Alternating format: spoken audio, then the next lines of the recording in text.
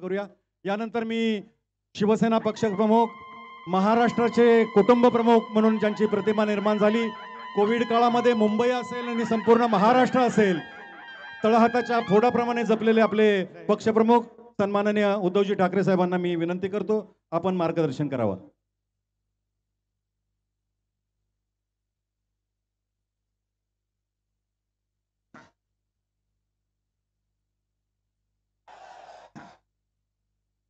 व्यासपीठावर बसलेले सर्व मान्यवर आणि जमलेल्या माझ्या तमाम देशभक्त बांधवांनो, भगिनींनो आणि मातांनो,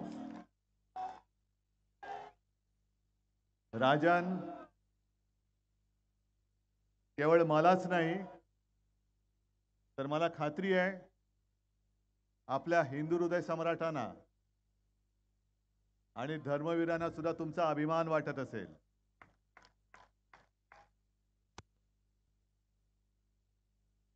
कारण ठाणे आणि शिवसेना, शिवसेनेचे ठाणे, ठाण्याची शिवसेना,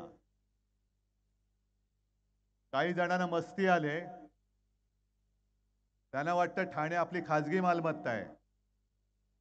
ती मस्ती उतरवण्यासाठी मी आलेलो आहे।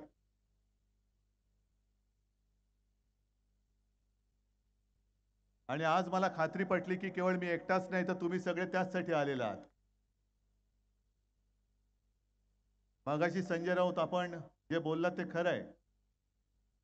महाराष्ट्रामध्ये जिथे जिथे जाता येणं मला शक्य आहे तिथे तिथे मी जातोय। रस्त्यात गर्दी असते, सभेला गर्दी असते। परभणीची सभा काय, हिंगोलीची सभा काय, कालची धाराशिवची सभा, कोल्हापूरची सभा, हातकणंगले, सगळ्याच सभा। आणि कालची धाराशिवची जी सभा होती, अंगावरती रोमांच यावा, लाखो लोक, आणि आपण आईचा गोंधळ घालतो। ती आई तुळजाभवानी गोंधळाला आली होती, असंच त्या सभेचं स्वरूप होतं। लोक पेटलेत, लोक चिडलेत, वाट बघतायत तरी एकदा आमच्या मतदानाची तारीख येते आणि यांना रिटायर नाही, गेट आउट करण्यासाठी लोक आतुरलेली आहेत। गेट आउट, तडीपार, किती मस्ती आले। एक तर यांच्यामध्ये हिम्मत नाही समोरासमोर लढायची, आणि माझ्या साध्या साध्या शिवसैनिकाला जो निष्ठावान आहे, तुमच्या पैशाने तो विकत घेतला जात नाही। आज सुद्धा त्यांचे संदेश येत आहेत, ये तुला सगळं सोडून देतो, पण मडवी तुरुंगात आहेत, भाजपात किंवा मिंद्याकडे जायला तयार नाहीत। आणि बघू ना आपण यांच्या तुरुंगाच्या भिंती किती मजबूत आहेत। कायद्याच्या दृष्टीने बोलतोय, तुरुंग नाही फोडणार मी, तुरुंग तसाच ठेवणार आहे, कारण उद्या ज्यांनी माझ्या मडवीला तुरुंगात टाकलं त्यांना मी त्या तुरुंगात टाकणार आहे। संजय राऊत पण तसेच, नाही झुकला, काय कराल, तुरुंगात टाकाल ना, टाका, बघू तुमच्या तुरुंगाच्या भिंती किती जाड आहेत। आणि मला अभिमान आहे की तो स्वातंत्र्याच्या आधीचा काळ संपूर्ण देश प्रवाहपतीत झाला होता। कोणी इंग्रजांच्या विरुद्ध बोलायला तयार नव्हतं। तेव्हा एक महाराष्ट्राचा सुपुत्र त्यांनी ठणकावून विचारलं होतं आणि सांगितलं होतं भर कोर्टात, स्वराज्य हा माझा जन्मसिद्ध हक्क आहे आणि तो मी मिळवणारच। त्या लोकमान्यांना सुद्धा अभिमान वाटत असेल की अरे तो माझा महाराष्ट्र आज सुद्धा जागा आहे, आज सुद्धा ज्वलंत आहे। असंतोषाचे जनक ज्या लोकमान्यांनी महाराष्ट्रात जन्म घेतला, तो महाराष्ट्र आज सुद्धा जो संपूर्ण देशात असंतोष भडकलेला आहे, त्या असंतोषाचा जनक हा लोकमान्यांचा महाराष्ट्र आज सुद्धा आहे। पण तेव्हा सरकारचे डोके ठिकाणावर आहे काय, हा प्रश्न त्यांनी विचारला होता, तो सुद्धा मराठीतनच। आजच्या सरकारला डोकंच नाहीये, त्या डोक्याच्या जागी नुसता खोका आहे, हे आम्हाला माहिती आहे। हे खोकेबाज सरकार आहे, डोकेबाज सरकार नाहीये। आणि मी दर सभेत सांगतोय, ही माझी शिवसेना माझी वडिलोपार्जित संपत्ती आहे। हे माझे निवडणूक रोखे आहेत, जे मी या निवडणुकीत वटवणार आहे। हे माझे निवडणूक रोखे आहेत. आणि या निवडणूक रोख्यांवरती मोदीजी तुम्ही किती जुलम जबरदस्ती करा, यातलं एक सुद्धा बोगस नाही निघणार. हे सगळे अस्सल मर्द, जीवाला जीव देणारे हे शिवसैनिक मला शिवसेना प्रमुखांनी जोडून दिलेले आहेत.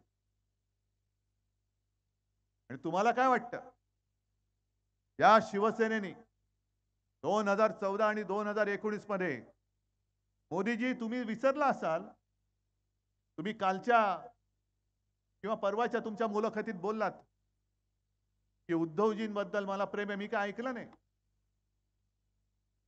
पण तुम्ही कदाचित विसरला असाल की 2014 साली भाजपाने जेव्हा तुमचं नाव ठरवलं की देशाच्या पंतप्रधानपदी नरेंद्र मोदींचं नाव उमेदवार म्हणून सुचवूया, तुमचे तेव्हाचे अध्यक्ष होते राजनाथ सिंग, त्यांनी मला फोन करून विचारलं होतं, उद्धवजी आपकी क्या सलाह है?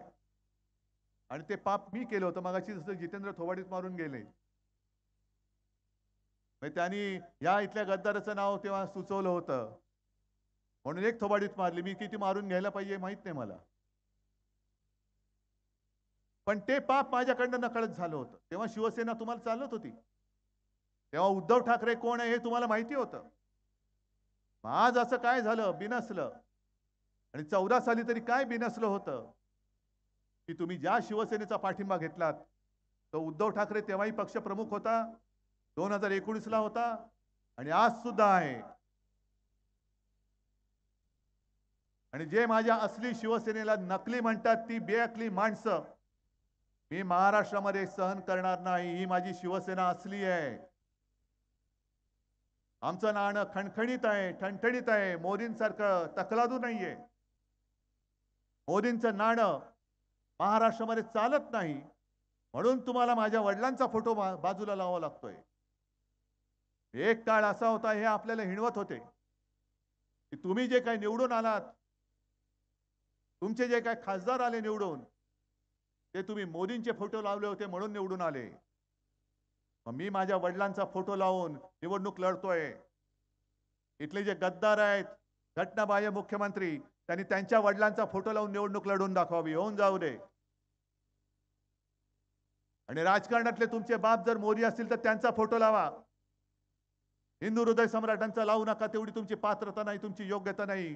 कारण गद्दार म्हटल्यानंतर त्या गद्दाराच्या हातामध्ये भगवा झेंडा आणि शिवसेना प्रमुखांचा फोटो त्यांच्या बाजूला हा शोभत नाहीये. ही संघटना ही मर्दांची संघटना आहे. आजपर्यंत तुमच्या सगळ्या गोष्टी आम्ही सहन करत आलो. आता अचानक तुम्ही जे काही सांगता आहात, तुम्ही लोकांमध्ये संभ्रम निर्माण करताय. माझ्या कोणाच्या लोकांमध्ये संभ्रम नाही झाला, पण भाजपच्या लोकांमध्ये संभ्रम झालाय की नेमकं उद्धव ठाकरेचं करायचं काय. आणि आज तिकडे आपल्या सीमा असुरक्षित आहेत. लेह लडाख मध्ये पेटलेलं आहे, मणिपूरमध्ये पेटलेलं आहे. काल परवाकडे काश्मीरमध्ये पुन्हा हल्ला झाला. का हो, तुम्ही 370 कलम काढलत ना. मध्ये अमित शहा येऊन गेले आणि बोलून गेले की आम्ही 370 कलम काढलं, त्याच्याबद्दल उद्धव ठाकरेंचं काय मत आहे. अहो, तुम्हाला मी जाहीर पाठिंबा दिला आहे, कारण काश्मीर हा माझ्या हिंदुस्थानचा अविभाज्य घटक आहे, तो तोडू शकत नाही कोणी, म्हणून आम्ही तुम्हाला पाठिंबा दिला. पण त्याच काश्मीरमध्ये जवानांवरती आजही हल्ले होत आहेत. पण 10 वर्ष तुम्ही खुर्च्या उभवताय, अजूनही माझा काश्मीर हा सुरक्षित तुम्ही का करू शकला नाहीत. जसं तो पुलवामाचा हल्ला झाला, सत्यपाल मलिक यांनी तुमचं बिंग फोडलं. जे सैन्य आपल्या देशासाठी प्राण तळ हातावरती घेऊन सीमेवरती लढायला तयार असतात, त्यांना तुमच्या नादानपणामुळे जीव गमवावा लागला. राज्यपाल सत्यपाल मलिकांनी तेव्हाही सांगितलं होतं की यांना रस्त्याने जाऊ देणं हे धोकादायक आहे, हल्ला होऊ शकतो. अहो, मोदीजी फोटोग्राफी मी करतो, ती सुद्धा हल्ली करत नाही मी. पण त्यावेळेला बरोबर तुम्ही जिम कॉर्बेटमध्ये फोटोग्राफी करत होतात आणि सत्यपाल मलिकांनी सांगितलं की त्यांनी जेव्हा त्यांना संपर्क केला तेव्हा त्यांनी सांगितलं की आप चुप रहो. नेमकं काय झालं, त्या सत्यपाल मलिकांनी जे काय तुमचं सगळं ढोंग उघड केलेलं आहे त्याच्याबद्दल तुम्ही का अजून बोलत नाही आहात. काय असं तुम्ही नेमकं देशासाठी केलं तरी काय? आमच्यावरती तुम्ही बोलता. मगाशी माझी रायगडमध्ये सभा झाली अलिबागला. आता मोदीजी काय करतायत? तुम्ही कधीतरी पाहिले महागाईवरती बोलताना? बेकारीवरती बोलताना पाहिले? महिला सुरक्षितता त्याच्याबद्दल बोलताना पाहिले? नाही. नोकऱ्यांबद्दल बोलताना पाहिले? नाही. पण आता परत त्यांनी धर्माधर्मात मारामाऱ्या लावायच्या. आणि आजची जाहिरात जी आहे, ही जाहिरात 10 वर्ष सत्ता भोगल्यानंतर बेअक्कली जनता पार्टी, भेकड जनता पार्टी, कमळाबाई ही अशी जाहिरात करते, तुमच्या मताने कुठे जल्लोष व्हायला हवा आहे, भारतात की पाकिस्तानात? ओ मोदीजी, तुमच्या पराभवाने माझ्या भारतामध्ये जल्लोष होणार आहे. भारतामध्ये अख्खा भारत जल्लोष करणार आहे. आणि पाकिस्तान कशाला जल्लोष करेल? कदाचित असा त्याचा अर्थ असेल की भाजपला मत दिलं तर पाकिस्तानात जल्लोष होईल. कारण नवाज शरीफचा वाढदिवसाचा केक खायला न बोलवता कोण गेलं होतं? कोण गेलं होतं? मोदीजी गेले होते ना. म्हणजेच ह्या जाहिरातीचा अर्थ असा आहे की भाजपला मत दिलं तर पाकिस्तानात जल्लोष येईल. अरे न बोलता न बुलाया हुआ मेहमान वापस आने वाला है, केक तयार रखो. ही तुमची एवढी पातळी घसरली खाली. 10 वर्षामध्ये कसं तुमच्या 56 इंची छातीची 156 इंच छाती व्हायला पाहिजे होती. कामं सांगायला पाहिजे होती. कामं काय केलेत तुम्ही? काम केलेलं काय सांगतायत? काय कोणतं काम केलंय? मग जर मी असं म्हटलं की तुम्ही काय काम केलं नाहीत, बिनकामाचे आहात, जो नाही कामाचा तो नाही रामाचा. मी उलट म्हणतो, जो कामाचा नाही तो रामाचा कसा होईल? कारण राम राज्य ज्याला आम्ही म्हणतो, राम राज्याचा अर्थ सर्व सुखी आहेत लोक, जनता सुखी आहे, आनंदी आहे, महिला सुरक्षित आहेत, सगळा आनंदी आनंद आहे, त्याला राम राज्य आम्ही म्हणतो. मग तुम्ही कामच काही केलं नाही. बेकारी वाढते आहे. 80 कोटी लोकांना आम्ही फुकट धान्य देतो आहे. हीच तर धोक्याची घंटा आहे. 80 कोटी लोक माझ्यावरती अवलंबून आहेत. ही माझ्या दारात रोज भिकेचा कटोरा घेऊन उभी राहिली पाहिजेत, ही मोदींची स्वप्न. अरे आमचं सरकार आल्यानंतर 80 कोटी लोकांना आम्ही काम देण्याचं स्वप्न बघतोय. कारण आमचं हिंदुत्व हे हृदयात राम आणि हाताला काम देणारं हिंदुत्व आहे. आमचं हिंदुत्व हे घरातलं चूल पेटवणारं हिंदुत्व आहे आणि भाजपाचं हिंदुत्व हे घर पेटवणारं हिंदुत्व आहे. आणि म्हणूनच जो काही मुस्लिम समाज माझ्यासोबत आलेला आहे, ख्रिश्चन समाज आलेला आहे, अनेक समाज जिथे जिथे जातोय अगदी रस्त्यावरती उभे राहत आहेत आणि उघड उघड येत आहेत. उद्धवजी चिंता मत करो, पण या हुकुमशाला गाडा. का लोक तुम्हाला, एक जमाना असा होता की लोक जे ओरडायचे मोदी मोदी, आता हुकुमशाह बोलतायत तुम्हाला. हा तुमचा प्रवास कधी कुठून कसा झाला ह्याचा काहीतरी तुम्ही आढावा घेणार आहात की नाही? 2014, 2019 आणि 2024 मी तर या सरकारला गजनी सरकार म्हणतो. म्हणजे काल काय बोलले ते आज आठवत नाही, आज काय बोलणार ते उद्या आठवणार नाही. आणि नकली सेना तुम्ही म्हणताय याचा अर्थ अजूनही आपल्या शिवसेनेचा निर्णय हा सर्वोच्च न्यायालयाने दिलेला नाही. सर्वोच्च न्यायालयामध्ये आपली केस चालू आहे. पण ह्यांच्याकडे धुणीभांडी करणारे सगळे निवडणूक आयुक्त. होय, मी धुणीभांडी करणारच म्हणतोय. काय कारवाई करणार तुम्ही? कारण शिवसेना हे नाव माझ्या आजोबांनी दिलेलं आहे, निवडणूक आयुक्तांनी दिलेलं नाही. तुम्ही माझं चिन्ह चोरून देऊ शकता, कारण तो चिन्ह देणं हा तुमचा अधिकार आहे. पण माझं नाव जर का तुम्ही चोरून दुसऱ्याला देणार असाल तर निवडणूक आयोगाचं नाव, त्या आयुक्ताचं नाव सुद्धा मी धोंड्या ठेवलेलं आहे. हे धोंड्या चालेल, पण तुम्ही सरकारी यंत्रणा वापरलीत, निवडणूक आयुक्ताला धुळीभांडी करायला लावलं. त्या लवादाला, तो लवाड नार्वेकर, त्याला बसवलं. म्हणजे याचा अर्थ काय झाला की क्रिकेटमध्ये तुमचं दांडकं उडालं तर तुमचा अंपायर सांगतो 6. अरे दांडकं उडालं ना, नाही नाही अंपायर सांगतो सिक्सर आहे. हे एवढं सगळं तुम्ही खोटं काम केल्यानंतर आम्ही सर्वोच्च न्यायालयात गेलोय. सर्वोच्च न्यायालयामध्ये केस दाखल झाले. सर्वोच्च न्यायालयाने यांची कानफटं फोडलेली आहेत. कोश्यारी सकट सगळ्यांची कानफटं फोडलेत. कोश्यारीने म्हणजे तुमचा दुसरा नोकर, ज्यांनी येऊन महाराष्ट्राच्या राज्यपाल पदाचा अपमान केला, छत्रपती शिवाजी महाराजांबद्दल बोलले, फुल्यांबद्दल बोलले, तरी सुद्धा तुम्ही त्याला सहन केला. आणि तेव्हा हे शेपूट घालणारे सगळे लाचार गँग, गोल्डन गँग नाही, लाचार गद्दार गँग ही गप्प बसून राहिली. महाराजांचाच अपमान झालाय ना, मोदींचा नाही ना झाला. फुलांचा, महात्मा फुलेंचाच झालाय ना, मोदींचा नाही ना झाला. तुम्ही नाव त्यांना काढून दिलं, सगळं काढून दिलं. कोश्यारींनी कसं चुकीचं काम केलं हे सुप्रीम कोर्टाने सांगितले. आणि मोदीजी तुम्ही फक्त 140 कोटी जनतेमधले एक व्यक्ती नाही, तुम्ही दुर्दैवाने अजून पंतप्रधान आहात. आणि नकळत तुम्ही सर्वोच्च न्यायालयावरती दबाव आणता आहात. हा मी आज सरळ जाहीर आरोप तुमच्यावरती करतोय. म्हणजे सर्वोच्च न्यायालयाने शिवसेनेच्या बाबतीत काय निकाल द्यायला पाहिजे हे तुम्ही नकळत सांगते की नकली सेना, नकली सेना. का नकली सेना? ही सगळी लोक जमलेली आहेत. संपूर्ण राज्यामध्ये लाखो लोक उसळतायत. आणि सुप्रीम कोर्टाने सांगितले की लोकप्रतिनिधींच्या संख्येवरती पक्ष कोणाचाही ठरवता येत नाही. तरी देखील तुम्ही आम्हाला नकली सेना म्हणताय. म्हणजे सर्वोच्च न्यायालयावरती तुम्ही दबाव आणत आहात.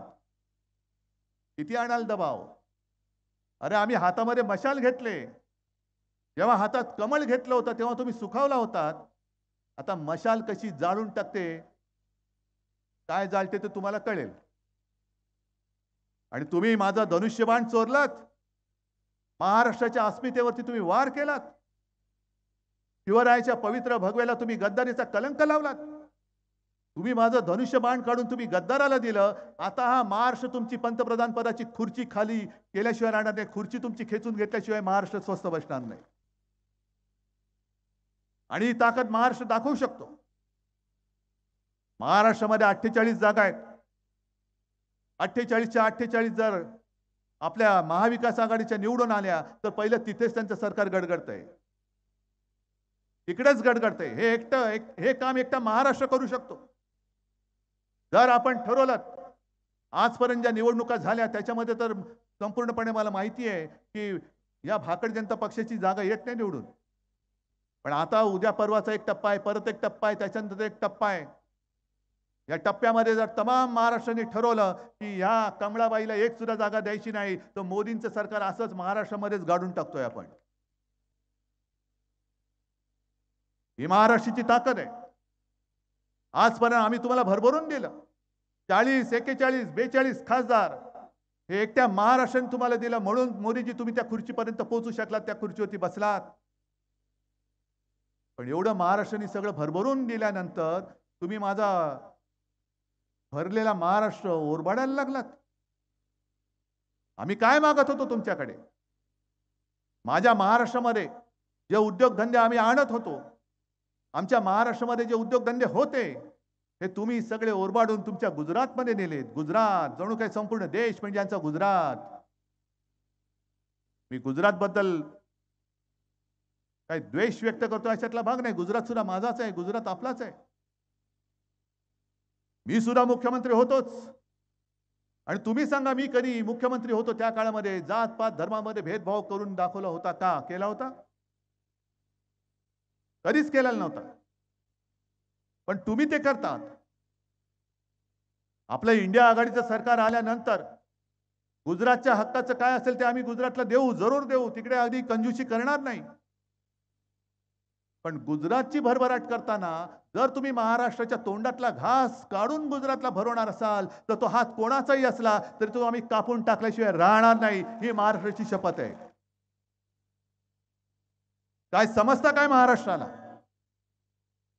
आता राजन तुम्ही गाणं लॉन्च केलं, खरंच कौतुक आहे. त्या शिवसैनिकांचं कौतुक आहे. तुमचं आधीचं सुद्धा गाणं मला फार आवडलं, लोकांना सुद्धा फार आवडलेलं आहे. आणि शिवसेनेचं एक गाणं आपण सादर केलं. निवडणूक आयोगाला सादर केल्यानंतर त्यांनी एक असं आळ करून दिलं एका शब्दाभोवती. कोणता शब्द? जरा जोराने अजून. जय भवानी, जय शिवाजी. हा महाराष्ट्राबद्दलचा आकाश. आम्ही जय श्रीराम आम्ही बोलतो, बजरंग बली की जय आम्ही सुद्धा बोलतो, आमचे सुद्धा ते देव आहेत. पण भवानी माता ही आमचा आत्मा आहे. भवानी माता आमचा आत्मा आहे. आणि हा भटकता आत्मा नाही, या मातीमध्ये तेज जन्माला घालणारा तो आत्मा आहे. अरे ज्या तेजाने जो औरंगजेब इकडे आला होता, स्वराज्य काबीज करायला, त्याला वाटलं होतं छत्रपती शिवाजी महाराज नाही आहेत, संभाजी महाराजांना दगाबाजी करून हाल हाल करून त्यांची हत्या केली, आता महाराष्ट्र संपला. पण त्याला महाराष्ट्राचं पाणी कधी कळलं नाही. 27 वर्ष महाराष्ट्राची झुंजला. आग्र्यावरनं जो आला 27 वर्षात महाराष्ट्रामध्ये राहिला, पुन्हा त्यांनी आग्रा कधी पाहिला नाही. हे महाराष्ट्राचं वैशिष्ट्य आहे. तेव्हा मोदीजी तुम्ही सभा घेताय, घ्या. माझं तर म्हणणं आहे 27 सभा घ्या, 270 सभा घ्या, 400 पार सभा घ्या आणि महाराष्ट्र जिंकून दाखवा. या 400 पार सभा महाराष्ट्रामध्ये घ्या, गल्ली बोळामध्ये जा, अगदी या मैदानात येऊन सुद्धा सभा घ्या आणि महाराष्ट्र जिंकून दाखवा. महाराष्ट्र एक तर कोणावरती वार करत नाही. कोणी प्रेमाने मिठी मारली तर तो सुद्धा प्रेमाने आलिंगन देतो. पण जर का महाराष्ट्राच्या पाठीत वार झाला तर महाराष्ट्र वाघ नख बाहेर काढल्याशिवाय राहत नाही. ही माझी वाघ नख आज महाराष्ट्रामध्ये बाहेर काढलेली आहे. ही वाघ नख आहेत. एक तर तुम्ही कामाच्या नावाने संपूर्ण ठणठणाट केला, कुटुंब फोडलीत, पक्ष फोडलेत. काय केलं काय तुम्ही? कोरोना काळामध्ये जे काम महाराष्ट्राने केलं, माझं नाव मुख्यमंत्री नंबर 1 म्हणून झालं, ते माझ्यामुळे नाही, तुमच्यामुळे झालं आणि शासन यंत्रणेमुळे झालं. तुम्ही सगळ्यांनी सहकार्य केलं म्हणून संपूर्ण देशात महाराष्ट्राच्या मुख्यमंत्र्याचा नंबर 1 होता. आणि महाराष्ट्र इकडे कोरोनाशी लढत असताना तुम्ही टीव्हीवर यायचे, दिवे लावा, ताटं बडवा, कोलांट्या उड्या मारा, बेडूक उड्या मारा, घरंगळत जा, हे असे चाळे. अरे संपूर्ण जग हसत होतं की हे मोठं संकट आल्यानंतर एका देशाचा पंतप्रधान थाळ्या बडवायला सांगतोय. मोदीजी जेव्हा तुम्ही रिकाम्या थाळ्या बडवायला सांगत होता, तेव्हा मी मुख्यमंत्री म्हणून इथल्या माझ्या गोरगरिबाला 10 रुपयामध्ये भरलेली थाळी शिवभोजन म्हणून देत होतो. मोदीजी ज्या वेळेला तुमच्या गुजरातमध्ये सार्वजनिक चिता पेटल्या जात होत्या, तुमच्याच काळातल्या तुमचंच उत्तर प्रदेशमधलं सरकार आहे, त्या सरकारमध्ये गंगेमध्ये प्रेत बेवारशासारखी फेकून दिली जात होती, तेव्हा मी आणि माझं महाविकास आघाडीचे सगळे सोबती एकाही शवाची आम्ही कुठेही विटंबना होऊ न देता त्याला जेवढं काही करता येणं शक्य असेल ते सगळे संस्कार करून आम्ही दहन करत होतो किंवा दफन करत होतो. एक सुद्धा माणूस उपचारावे नाही, कोणालाच नाही. आटोकाट प्रयत्न केले, रात्रीचा दिवस दिवसाची रात्र काही बघितलं नाही. पण आता तुम्ही जे काय सांगताय की मुंबईमध्ये खिचडी घोटाळा झाला, इकडे हा घोटाळा झाला, पहिला तुमच्या पीएम केअर फंडामध्ये किती घोटाळा झाला बघा, कारण तो सुद्धा तुम्ही त्याच काळात जमा केलेला आहे. पीएम केअर फंड म्हणजे काय, पीएमचा अर्थ काय, नक्की त्याचा मालक कोण? आणि मोदीजी उद्या तुम्ही पंतप्रधान नसणार, मग तो फंड कोणाच्या हातामध्ये जाणार आहे त्याची तर मोजदाद करायची नाही, कारण तो खासगी फंड आहे. मग खासगी फंडाचं नाव पीएम केअर फंड ठेवू शकतो? आम्ही सुद्धा काढतो काहीतरी पीएमच्या नावाने, देतील लोक पैसा, चौकशी कशी करता बघतो, कारण तो आमचा खासगी फंड आहे. इतर वेळेला तुम्ही प्रत्येकाच्या संपत्तीवरती अगदी गळ्यातल्या मंगळसूत्राकडे तुम्ही लक्ष देता, पण पीएम केअर फंडाच्या सगळा जो काय मोठा घोटाळा झालेला आहे त्या घोटाळ्याबद्दल तुम्ही का नाही बोलत? तुम्हाला सगळ्यांना जे काय घाबरवलं जात आहे की तुमची संपत्ती ज्याला मुलं जास्त होणार त्याच्यामध्ये वाटून टाकणार. संजय बाकीच्या उद्योगपतींचं सोडा, ह्या पीएम केअर फंडामध्ये जमलेले पैसे जरी गरिबांना वाटले तरी यांच्या खात्यामध्ये कितीतरी लाख रुपये येतील. आणि सगळ्यात जास्त मुलं म्हणजे जास्त मुलं होतील त्यांना संपत्ती वाटणार. मोदीजी तुम्हाला कोणाला किती मुलं होतात त्याच्यात करायचं काय? अहो राजकारणामध्ये भाजपला मुलं होत नाही त्याला मी काय करू, माझा दोष थोडीच आहे. मी त्यांना भाकड जनता पक्ष म्हणतो तो एवढ्यासाठी म्हणतो कारण राजकारणात तुम्हाला मुलंच नाही झाली, आमची मुलं तुम्हाला कडेवर घेऊन फिरवायला लागतायत.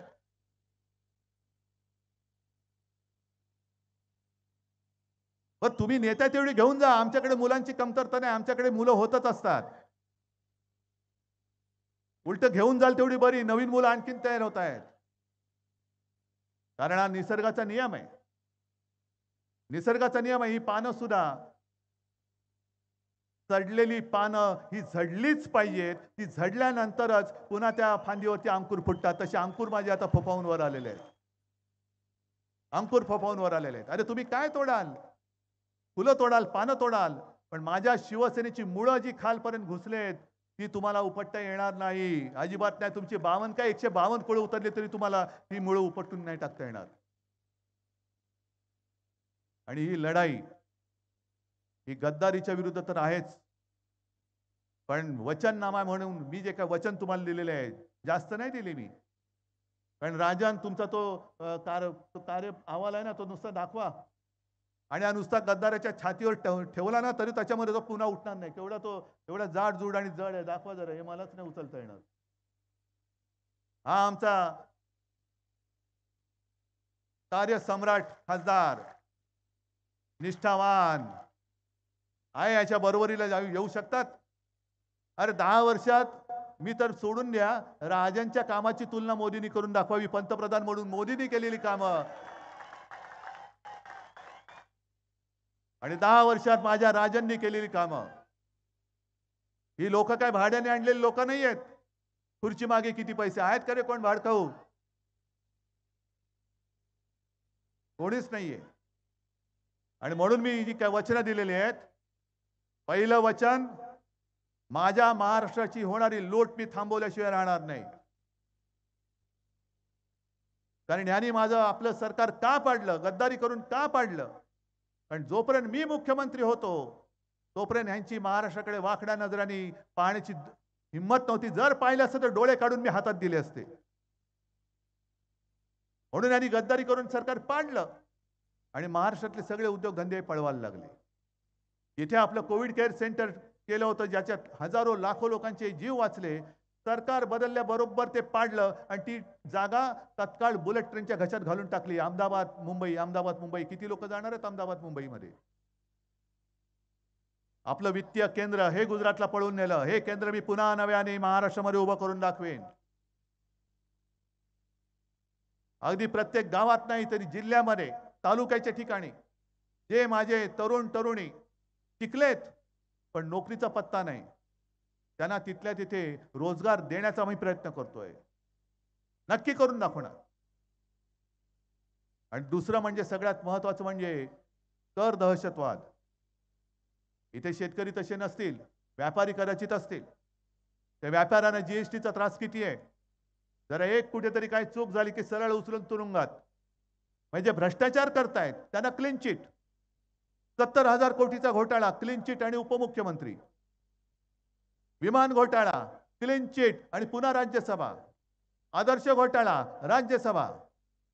म्हणजे मी आता साधारणतः हिशोब लावतोय, 70,000 कोटीचा घोटाळा केलेला उपमुख्यमंत्री, तर मुख्यमंत्र्याचा घोटाळा किती असेल? मुख्यमंत्र्याचा घोटाळा किती असेल? भ्रष्टाचारी ते तुका मेळवावा, भाजपा पक्ष वाढवावा, अशी यांची चालवली आहे. आणि नवीन काही ज्या गोष्टी आहेत, जसं महाराष्ट्राला नेहमी शूरांचा अभिमान असतो. शूरामी वंदिले. भाजप म्हणते चोरामी वंदिले. मैं अकेला सब पे भारी, आजूबाजूला भ्रष्टाचारी. ही अशी घाणेरडी आता लोक नकोयत आपल्याला. जीएसटी मध्ये सुद्धा आपण ती पद्धत आहे त्या पद्धतीमध्ये आमूलाग्र बदल करू आणि जीवन सुसह्य होईल. आता तुम्ही सगळे नागरिक आहात. फक्त कर भरण्यासाठी तुमचा जन्म नाही झालेला. कर भरल्यानंतर तुम्हाला सुविधा मिळाल्या पाहिजेत. आज संपूर्ण महाराष्ट्रामध्ये तुम्ही बघाल तर प्रत्येक ठिकाणी होर्डिंग वरती मोदी. मग अशी विद्याताई तुम्ही बोललात ना, ठीक आहे, मी एक समजू शकतो, जो देवेंद्र फडणवीसांनी शोध लावलाय की लस मोदींनी बनवली म्हणून लसीकरणाच्या सर्टिफिकेटवर मोदींचा फोटो मी समजू शकतो. कारण लस मोदींनी बनवली, ठीक आहे, मोदींनी बनवली, देवेंद्र फडणवीसांचं सर्टिफिकेट आहे ना, त्याला दिलं छापा मोदींचा फोटो. पण खताच्या पिशवीवर मोदींचा फोटो का? अरे काय चुकलं काय माझं? ज्यांनी जे बनवलं त्याचा फोटो छापला पाहिजे. लस मोदींनी बनवलं तर मोदींचा फोटो त्याच्यावर छापला पाहिजे. मग खताच्या पिशवीवरती बैलाचा फोटो का नाही? हे असे जे काही प्रश्न आहेत की सगळं मीच मी आणि मीच, सगळं काही मीच केलं. उद्या आणखीन काही दिवसांनी सांगतील हे सगळं ब्रह्मांड, हे विश्व, हे मी तयार केलेलं आहे. सूर्य मी असा तयार केलेला आहे, चंद्र तयार केलेला आहे. हे सगळी थापाबाजी आता खूप झाली. एक तर जे मी तुम्हाला सांगितलं, की महाराष्ट्र पूर्ण नाचवून टाकण्याचा प्रयत्न चालू आहे. महाराष्ट्र बदनाम करून टाकायचा, भिक्या कंगाल करून टाकायचा. उद्योगधंदे बाहेर न्यायचे आणि अशी बदनामी करायची, की नवीन उद्योगधंदे महाराष्ट्रात येताच कामा नये. सगळ्यांना महाराष्ट्रात यायला भीती वाटली पाहिजे. आणि मी तुम्हाला प्रश्न विचारतो, मला असा देशातला एक मराठी माणूस दाखवा, जो महाराष्ट्र सोडून इतर राज्यात गेलाय आणि तिथल्या नेत्यांवरती, त्यांच्या कुटुंबियांवरती अत्यंत घाणेरड्या पद्धतीने आरोप करतोय. आहे कोणाची हिंमत? दुसऱ्या राज्यात हे जर कोणी केलं असतं तर लोकांनी तिथल्या तिथे कान फटवला असता. एक दिवस तो पण येईल. कारण महाराष्ट्र संयमी आहे, सुसंस्कृत आहे. पण महाराष्ट्र नामर्द नाहीये. महाराष्ट्रात मर्द आजही आहेत. जर सीमा ओलांडाल तर भर रस्त्यात त्यांना कान फटवल्याशिवाय आम्ही राहणार नाही. आणि ही हुकुमशाही विरुद्धची लढाई आहे. लढाई आजपर्यंत अनेक झाल्या. इकडे पक्ष फोडला. माझे सगळे आजूबाजूचे कोण त्यांना जे त्यांच्या बरोबर गेले ते नातेवाईक त्यांनी घेतले. आणखीन कोण असतील तुम्ही सांगा, तुमच्याकडे पाठवून देतो. कारण तो राजकारणात तुम्हाला पोरं होणं शक्यच नाहीये. तुम्हाला पाहिजे असेल आम्ही पुरवठा करतो गद्दारांची. आणखीन आमच्याकडे आता गद्दार नाहीये शिल्लक. फक्त दुःख एका गोष्टीचं होतं. मी 4 दिवसापूर्वी खडकवासला गेलो होतो सुप्रियाताईच्या प्रचाराला. पवार साहेब होते, सुप्रियाताई होती, सगळे आपले महाविकास आघाडीचे नेते सुद्धा होते. आणि तिकडे मी एक गोष्ट सांगितली होती, कुऱ्हाडीचा दांडा गोतास काळ. माहिती आहे तुम्हाला? त्याच्यामध्ये गोष्ट अशी आहे की एक मोठं डवरलेलं बहरलेला वृक्ष असतो, कित्येक वर्षाचा, शेकडो वर्षाचा. त्याच्यावरती अनेक पक्ष्यांच्या पिढ्या जन्माला आलेल्या असतात. काही बाणगुळ असतात, माकडं सुद्धा उड्या मारत असतात. आणि एक दिवस एक व्यापारी येतो आणि त्याच्या बुंद्यावरती घाव घालायला लागतो लाकूड तोडायला. आणि तो व्यापारी असा होता की तो वर्षानुवर्ष त्या झाडाचा लाकूड तोडून घ्यायचं, झाडाचं फर्निचर बनवायचा आणि लोकांना सांगायचं लाकूड सुद्धा मीच बनवलंय, हे माझी गॅरंटी आहे, लाकूड मी बनवलंय, मेरी गॅरंटी, मैंने लकडी बनाई है. मग तो घाव घालायला लागल्यानंतर सगळे पक्षी थरारतात. अरे काय चाललंय? माकडं चित्कारायला लागतात. मग त्यातला एक पक्षी त्या झाडाला विचारतो, आजोबा तुम्हाला त्रास होत असेल ना, वेदना होत असतील ना? आणि त्या झाडाने सांगितलं की बाळा, वेदना होत आहेत ठीक आहे, मला तो घाव घालतो त्याच्या वेदना होत नाही. पण तो व्यापारी जो बाहेरून आलेला आहे, तो जी कुऱ्हाड वापरतोय त्या कुऱ्हाडीचा दांडा माझ्या लाकडापासून बनवलेला आहे. हे व्यापारी आपलेच दांडे त्यांची कुऱ्हाड लावून चालवत आहेत. त्या दांडक्यांना कळत नाहीये, अरे तुमचं नुसतं दांडकं नाही आपटत, त्याला कुऱ्हाड लावलेली आहे आणि ती माझ्या महाराष्ट्राच्या मुळावरती ते मारतायत. ते महाराष्ट्राची अस्मिता जपणाऱ्या शिवसेनेच्या मुळावरती ते मारतायत. आणि ही असली दांडकी ही मोडायची नाही तर काय करायची? ही दांडकी मोडलीच पाहिजेत. गद्दारांना गाडलंच पाहिजे. गद्दारांना गाडा ही नुसती घोषणा असता कामा नये. ही शिवसेना ठाण्याची शिवसेना. आणि आनंद दिघेंचं जे वाक्य होतं, गद्दारांना क्षमा नाही. बरं झालं ते वाक्य त्या चित्रपटाच्या निमित्ताने का होईना आधी स्वतःला कळून घ्यायला पाहिजे. ते आता ठाणेकर करून दाखवणार, गद्दारांना क्षमा नाही. आणि राजन विचारे जो एक निष्ठावंत, तेव्हा जर का त्याने तो स्टँडिंग कमिटी सोडली नसती ते भूत जन्मालाच आलं नसतं. थोडी काहीतरी जनाची नाहीतरी मनाची ठेव. तुझ्यासाठी कोणी कोणी मेहनत केले, सगळं काही मीच केलं. उद्या धर्मवीर सुद्धा जातील आणि हे लागतील दाढीवाले. नाही, आनंद दिघेंची जागा तुम्ही घेऊ शकणार नाही, कोणी घेऊ शकणार नाही. आनंद दिघे हे शिवसेना प्रमुखांचे अत्यंत कडवट, कट्टर, निष्ठावान.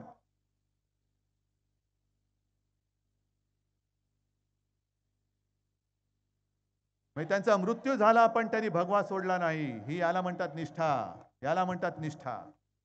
आणि त्या निष्ठावान ठाणेकरांना निष्ठा काय असते हे शिकवण्याची नाही तर गद्दारांना दाखवण्याची वेळ आलेली आहे. आणि म्हणून मी तुम्हाला सगळ्यांना विनंती करत नाहीये, तर मला खात्री आहे की राजांचा विजय तर होणार आहेच.